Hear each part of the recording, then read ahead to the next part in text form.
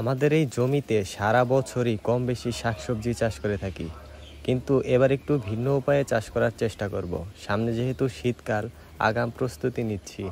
এবছর কোনো রাসায়নিক সার ইউজ করব না, শুধুমাত্র জৈব সার ব্যবহার করে দেখব এবার কেমন ফলন পাই। যেহেতু এগুলো নিজেরা খাওয়ার জন্য চাষ করব, তাই কম ফলন পেলেও কোনো সমস্যা নেই। আমরা বাজার থেকে যে শাকসবজিগুলো কিনে খাই তাতে কিন্তু প্রচুর পরিমাণে কীটনাশক এবং রাসায়নিক সার ব্যবহার করা হয়। আমি যখন ছোট ছিলাম তখন থেকে দেখতাম বাসায় সব ধরনের শাকসবজি এবং ফলমূল চাষ করা হতো এবং বাজার থেকে খুব কম পরিমাণে কিনা লাগতো। আমি এইভাবে সব কাজ কখনোই করিনি, বাসায় টুকিটাকি সাহায্য করতাম, কিন্তু আজকে সম্পূর্ণ কাজ করতে গিয়ে বুঝতে পারলাম কৃষিকাজ কতটা কষ্টের। কিন্তু এই কাজগুলো যত কষ্টই হোক, নিজেদের হাতে উৎপাদন করা শাকসবজি এবং ফলমূল খেতে কিন্তু অন্যরকম একটা শান্তি লাগে। আমি প্রত্যেকবারই ক্যাম্পাস থেকে বাসায় আসার পর সারাদিন শুয়ে বসে থাকি এবং বোর হই।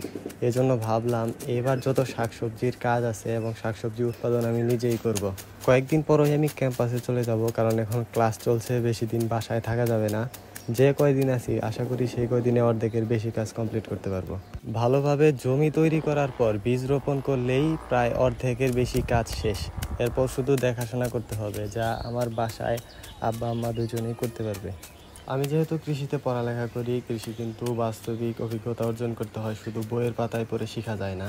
আজকে যেহেতু জমি তৈরির প্রথম দিন, তাই উপরের থাকা ঘাসগুলো এবং সাইডের আগাছাগুলো খুব ভালোভাবে পরিষ্কার করব এবং কোদাল দিয়ে গভীরভাবে একটা চাষ দিব।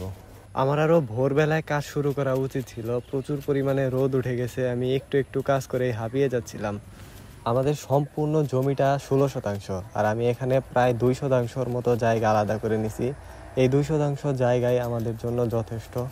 মাঝখানে অল্প কয়েকটা শাক দেখতে পারতেছেন, এগুলা আগেই লাগানো হয়েছিল খুবই অল্প পরিমাণে, অল্প একটা জায়গায়।